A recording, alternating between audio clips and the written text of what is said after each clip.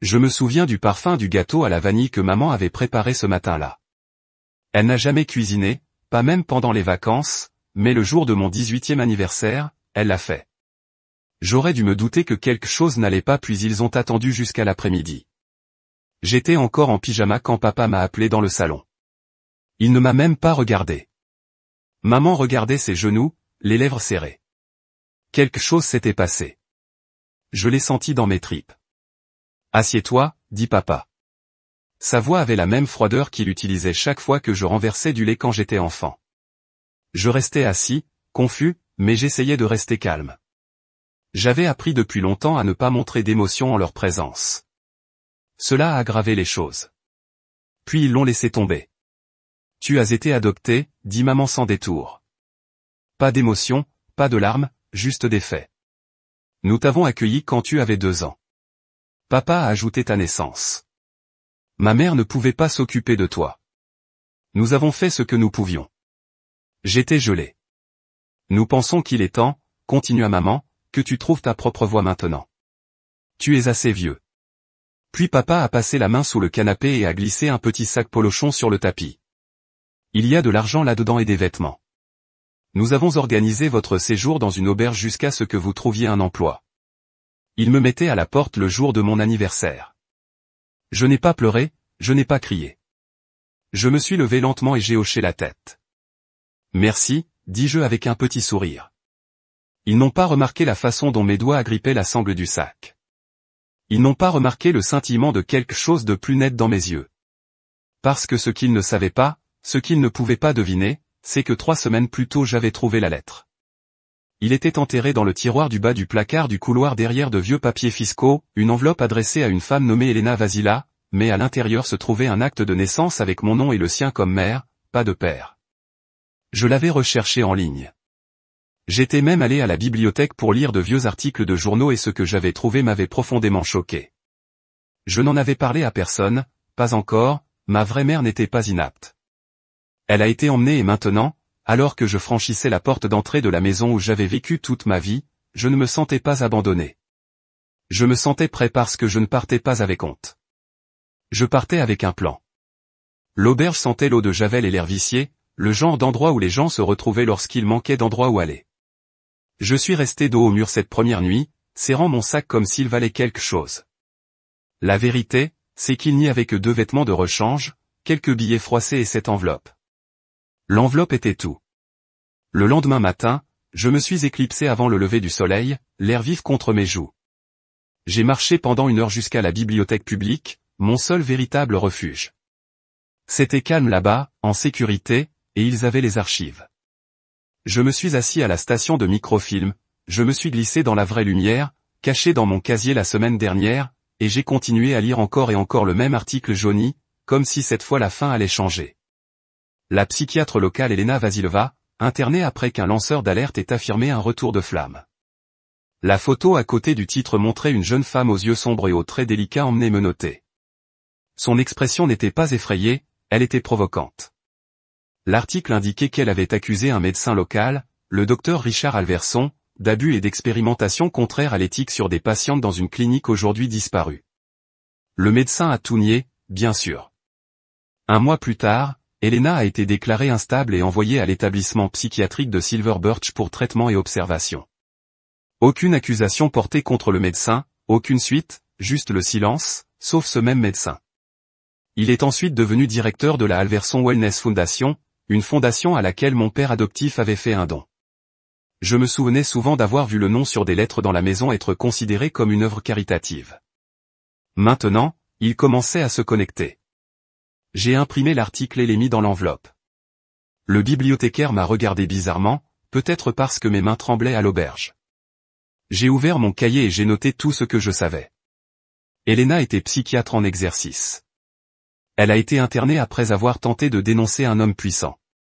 Elle m'a donné naissance à ce moment-là. D'une manière ou d'une autre, je me suis retrouvé sous la garde d'un couple lié à ce même homme. Ce n'était pas une coïncidence. Cette nuit-là, je n'ai pas pu dormir.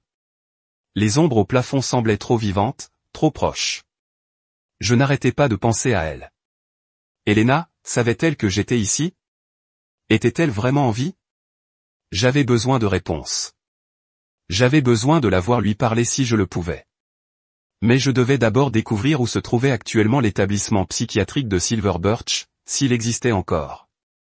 Le lendemain matin, j'ai commencé à appeler les bureaux des archives publiques, les services de santé mentale, tous ceux qui pourraient savoir où d'anciens patients avaient été transférés après la fermeture de Silver Birch. La plupart ne savaient même pas que cela existait, mais une employée, une femme plus âgée à la voix douce, a hésité lorsque j'ai demandé. Elle a dit qu'elle me rappellerait 2 heures plus tard. Elle l'a fait. Il y a un centre de soins de longue durée à Glenridge, à environ 3 heures au nord. Certains patients de Silver Birch y ont été transférés discrètement à la fin des années 90. Pas de liste publique, mais je peux vous dire que certains d'entre eux sont toujours là. Je ne lui ai pas demandé comment elle le savait, j'ai juste écrit le nom, Ridgeview Center for Behavioral Health.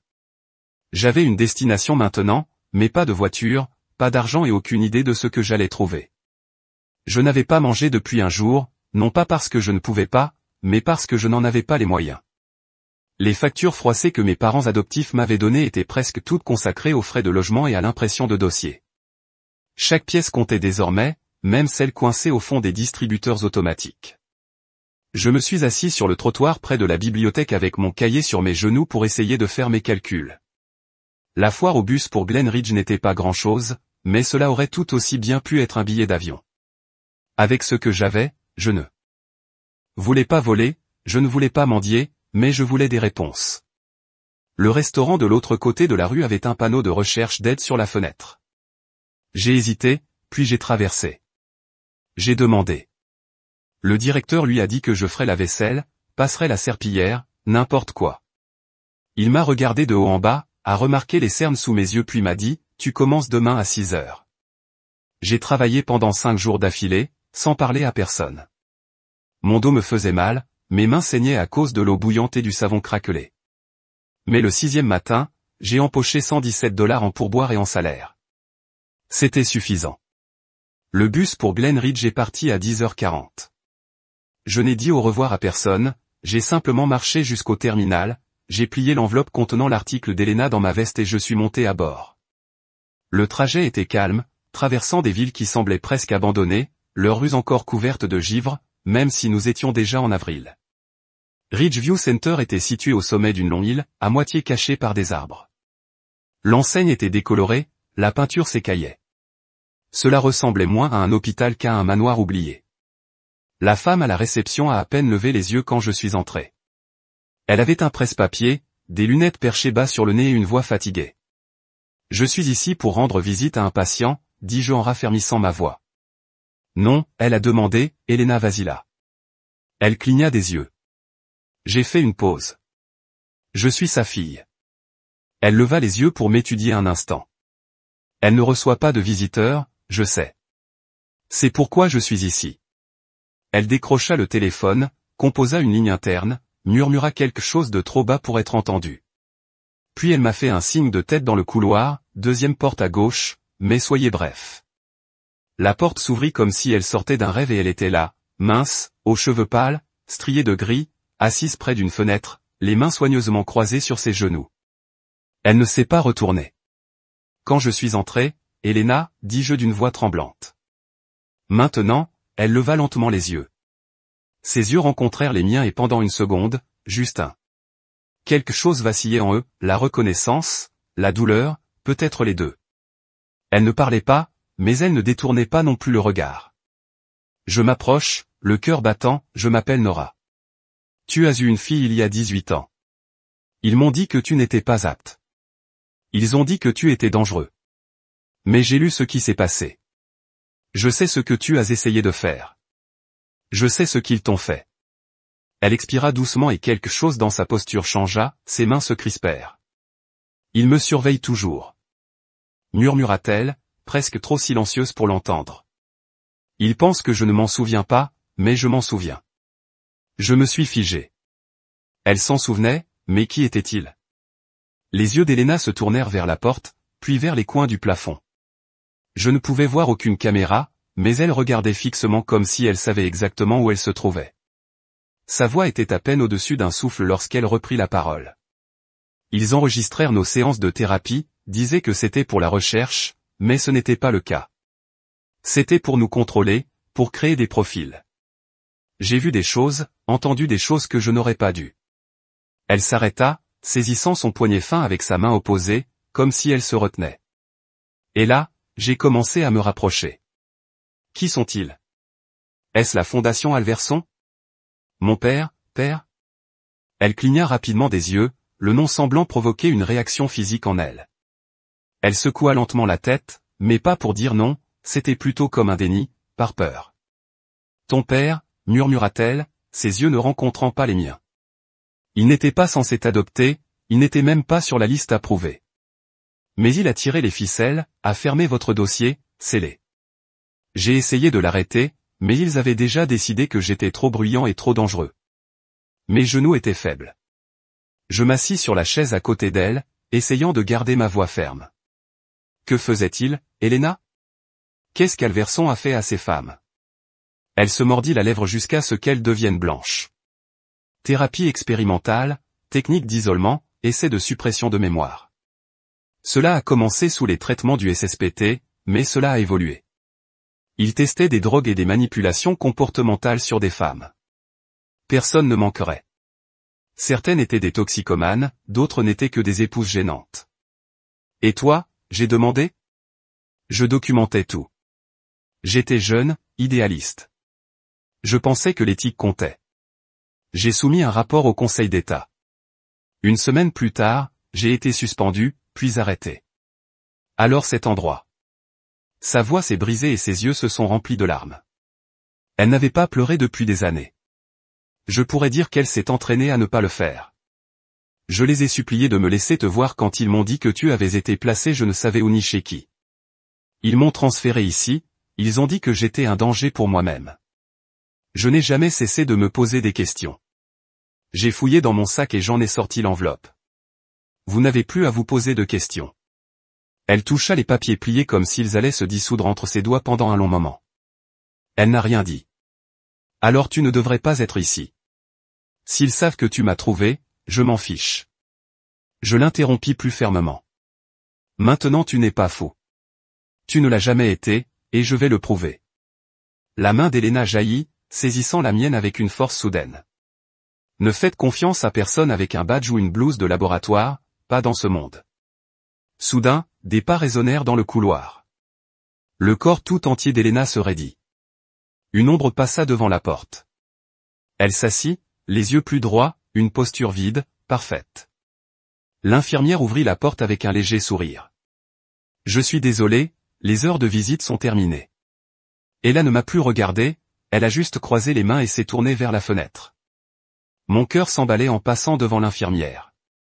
Elle se pencha légèrement et murmura, « Tu n'es pas le premier à venir poser des questions sur elle. » Mais la dernière fille n'est pas revenue. Elle a fermé la porte derrière moi avant que je puisse répondre, le froid m'a frappé comme une gifle. Au moment où je suis sorti de Ridgeview, mon souffle a embué l'air et mes doigts ont tremblé, non seulement à cause du froid mais à cause de tout ce que je venais d'entendre. Ma mère n'était pas une patiente, elle était une prisonnière. Je ne suis pas allé directement à l'arrêt de bus. J'ai trouvé un banc sous un chêne mort et je me suis assis. Là, regardant le panneau fané du centre en haut de la colline. Mes pensées s'emballaient. Une autre fille était venue avant moi, quelqu'un d'autre avait essayé de découvrir la vérité et elle était partie. L'infirmière ne l'avait pas dit comme une menace, mais c'était comme si c'était une menace. De retour à Glenridge, je me suis enregistré dans un motel bon marché avec du papier peint craquelé et une clé qui tournait à peine. Je ne pouvais pas dormir. J'ai passé la nuit à parcourir des forums en ligne, des archives approfondies, voire des fils de discussion Reddit, à la recherche d'informations sur Ridgeview, Silver Birch ou sur des patients disparus sans laisser de traces. C'était comme s'ils avaient nettoyé leur histoire. J'ai tourné mon attention vers la Fondation Alverson. Ce nom ne m'avait pas laissé tranquille depuis que je l'avais vu sur les lettres de donation dans le bureau de mon père adoptif. Leur site web était soigné, rempli de visages souriants, de retraites de bien-être et d'énoncés de missions soigneusement rédigés sur la guérison holistique pour les femmes en crise. Un mensonge, une façade. J'ai commencé à fouiller dans les déclarations des organisations à but non lucratif et les documents fiscaux, tout ce qui était public, et puis j'ai vu un nom enfoui dans les documents administratifs, Thomas Brenet. Il avait signé une acquisition par une fondation de matériel de recherche sur les soins aux patients. Au cours de l'année où Silver Birch a été fermé. Mon estomac s'est effondré parce que c'est le vrai nom de mon père adoptif. Il n'a jamais été qu'un simple donateur, il en faisait partie, un directeur, un membre du Inner Circle. Il a aidé Alverson à tout cacher. Il a peut-être même aidé à faire commettre Ila. Et puis il m'a emmené. Je n'ai jamais été un cadeau, jamais une œuvre de charité. J'étais un souvenir de leur réussite, la preuve que le système fonctionnait, qu'ils pouvaient détruire la vie de quelqu'un et élever leur enfant comme si de rien n'était. La rage secouait mon corps, mais en dessous une peur froide s'insinuait. Ils avaient du pouvoir, de la portée. Ils en avaient effacé d'autres avant que cette infirmière de Ridgeview ne me prévienne par gentillesse. Elle me disait de courir mais ne courait pas. J'avais besoin d'une preuve. J'ai cherché Ridgeview dans les dossiers des fonctionnaires et j'ai trouvé un nom, l'infirmière, Janet Kell, le même que j'avais vu sur l'étiquette. Avec quelques efforts, j'ai suivi sa page Facebook, pas de messages, juste des likes et des photos de son chat. Mais il y avait un indice, un vieux commentaire sous une photo d'une conférence sur les soins infirmiers. Quelqu'un l'avait tagué et lui avait dit « Je travaille toujours la nuit à Ridgeview. » La pauvre, cet endroit est hanté. Je lui ai envoyé un message. Je ne m'attendais pas à une réponse mais je lui ai dit qui. On m'a dit que j'avais parlé avec Elena et que j'avais besoin de son aide pour révéler ce qui s'était réellement passé. 1 heure s'écoula, puis 2. Puis à 2h14 du matin, un message est arrivé, retrouvez-moi à l'entrée demain soir à minuit. Mais si quelqu'un vous voit, dites que vous êtes perdu. Le vent était violent cette nuit-là, coupant ma veste.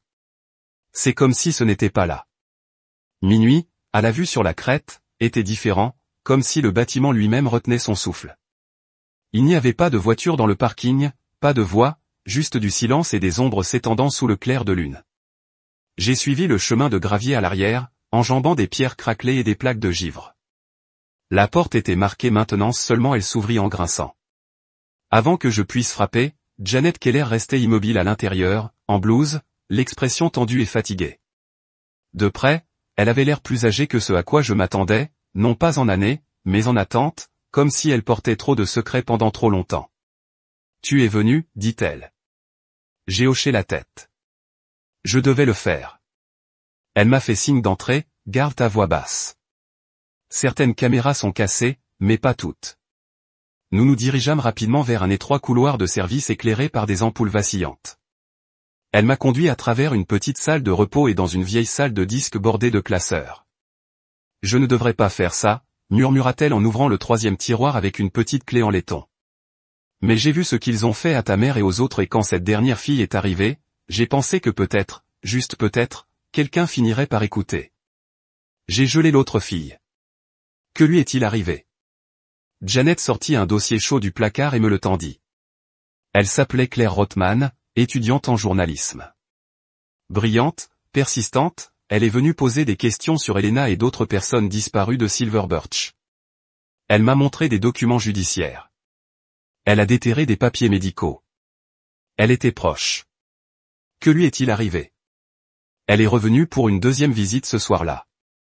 Son dortoir a été cambriolé, les fichiers de son ordinateur portable ont disparu. Elle a dit à sa colocataire qu'elle avait l'impression d'être suivie.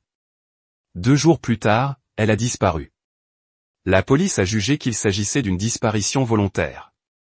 Mais tu n'y crois pas non, dit doucement Janet. Claire avait peur, mais pas du genre à courir. J'ouvris le dossier d'Elena, des pages et des pages de notes toutes tamponnées de rouge, inaptes, délirantes, paranoïaques. Le langage était clinique, froid, manipulé. Elle ne faisait pas d'illusions. Janet a dit qu'elle était saine d'esprit. La veille de son engagement, elle a déposé une plainte auprès de la commission médicale le lendemain. Elle est qualifiée de menace. J'ai feuilleté un rapport photocopié, manuscrit, signé Vasila. Il décrivait des essais de médicaments non autorisés sur des patients sans consentement légal, sous la direction de Alverson. Pourquoi ça n'est pas sorti ? Janet secoua la tête. La portée des fondations est longue. Ils financent des hôpitaux, des universités et même des campagnes politiques. Si vous essayez de passer par le système, ils vous feront disparaître aussi. Je ne vais pas au système, dis-je en pliant le rapport et en le glissant dans ma veste. Je vais incendier leur maison de l'extérieur. Janet hésita, puis fouilla dans son propre sac et me tendit une clé USB. Ce sont des mémos internes, des analyses des journaux des patients. Elena rapporte, si tu es sérieux, tu en auras besoin. Alors, sois intelligent et ne reviens pas ici.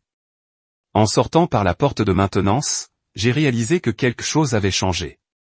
Je n'étais plus seulement une fille qui cherchait des réponses, j'étais une menace. Et je n'avais pas peur, non. Encore. Je ne suis pas retourné au motel, je ne suis allé nulle part avec mon nom dessus. Au lieu de cela, j'ai passé la nuit dans un coin d'un restaurant ouvert 24 heures sur 24, à 2 villes de là, à boire une tasse de café que je ne pouvais pas me permettre et à regarder la clé USB dans ma paume comme si c'était un fil sous tension. Je n'avais pas d'ordinateur portable, juste mon téléphone. Je ne pouvais pas risquer de connecter le disque à quelque chose de traçable. À midi, j'ai trouvé un magasin d'électronique d'occasion. Payé en espèces pour un Chromebook battu. Je l'ai apporté dans une bibliothèque publique, je me suis assis au fond derrière une étagère de biographies oubliées et j'ai branché la clé USB. Le chargement a pris 3 minutes. Puis les noms des dossiers sont apparus, journaux des patients, notes de traitements expérimentaux, MIMO de la fondation, Dr RH. Dossier de transfert privé, et vas-y là. Ma gorge est devenue sèche. J'ai ouvert les journaux des patients. D'abord, des pages de notes cliniques froides, des références codées à des essais de sédation, à une thérapie de régression, à des séances d'observance comportementale. Certaines notes se terminaient par un sujet transféré en confinement à long terme après non-respect. Pas de nom, juste des chiffres. Viennent ensuite les mémos de la fondation. Beaucoup portaient la signature numérique de Thomas Brenner. Le patient EV reste une menace pour la réputation. Recommander le maintien du confinement et le statu quo. Exposition médiatique possible en 2008. Signalé, rapport interne traité par Rothman. Suggère de violer Monitor et de faire remonter le nom de Claire. Ils savaient qu'elle creusait, ils l'ont surveillée, ils l'ont laissé s'approcher, puis ils l'ont effacée. Mes mains tremblaient lorsque j'ouvrais le dossier intitulé des RRH, fichiers vidéo privés, des dizaines. Pas de titre, juste des dates. J'en ai cliqué sur une de 2005, une pièce sombre, une femme attachée à une chaise, des difficultés d'élocution, un homme hors écran posant des questions calmes et suggestives. Crois-tu que nous sommes là pour te faire du mal, Elena? Une voix familière, froide, douce, Averson, non, murmura-t-elle en m'aidant à oublier. J'ai claqué le couvercle. Ce n'était pas une thérapie, c'était de la programmation. J'avais besoin d'agir vite. J'ai contacté tous les journalistes indépendants. J'ai pu trouver des fils de discussion Reddit, des formulaires de fuite anonymes. J'ai même envoyé le contenu complet du disque à un email graveur connecté à un podcast. J'ai déjà entendu parler des lanceurs d'alerte. La plupart n'ont pas répondu, mais un nom a attiré mon attention, Rachel Ashby, ancienne journaliste d'investigation licenciée il y a des années pour avoir publié un article sur les traitements psychiatriques contraires à l'éthique dans les établissements publics. La rumeur disait qu'elle continuait à creuser, même hors réseau. Je lui ai envoyé un message. J'ai la preuve d'expérience approuvée par l'État sur les femmes. J'ai des noms, des vidéos et je pense qu'une fille nommée Claire Rothman a essayé de vous joindre une fois qu'elle a disparu. S'il vous plaît aidez-moi. Je m'attendais au silence, mais une heure plus tard, elle m'a répondu, où es-tu? J'attends ça depuis 15 ans. Rachel Ashby ne vivait pas en ville. Elle vivait dans une petite cabane au bord de nulle part, à 3 heures du Starbucks le plus proche et enterrée sous des pins épais comme des secrets. Sa voix au téléphone était basse, directe, sans nom, sans plaque d'immatriculation. Laissez votre téléphone dans la boîte à gants, je vous retrouve dehors. J'ai suivi toutes les instructions. Quand je suis arrivé, elle attendait déjà sur le porche. Début des années 50, yeux perçants, peau indoor. Elle ne souriait pas intérieurement. Elle bougeait vite, pas de bienvenue, pas de thé. J'ai juste verrouillé la porte, j'ai sorti un ordinateur portable de Sty et j'ai dit, montre-moi. Je lui ai tendu la clé USB. Elle l'a branchée sans réaction alors qu'elle parcourait les dossiers, seulement une respiration lente et délibérée lorsqu'elle a vu le nom de Claire Rothman. Elle m'a appelé une fois. Rachel a murmuré, m'a dit qu'elle avait peur, m'a dit qu'elle pensait qu'elle était suivie. J'ai proposé de se rencontrer. Elle a disparu avant que nous puissions. Elle a fait une pause, m'a regardé. Vous ne risquez pas seulement votre vie, vous vous lancez dans une guerre. Ces gens pensent qu'ils ont déjà gagné.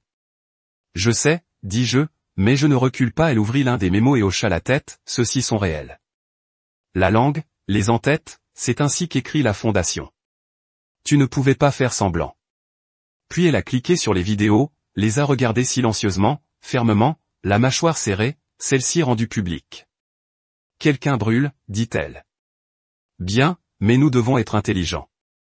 Un faux mouvement et tu disparais, comme Claire ou pire, comme Elena, vivante mais enterrée. Elle se pencha plus près, un murmure. Nous devons rendre cela trop gros pour qu'ils puissent le contenir.